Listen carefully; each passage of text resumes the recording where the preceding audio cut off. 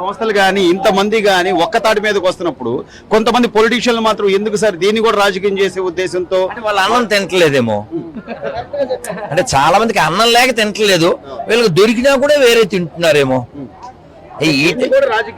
అదే చెప్పేసాను ఆన్సర్.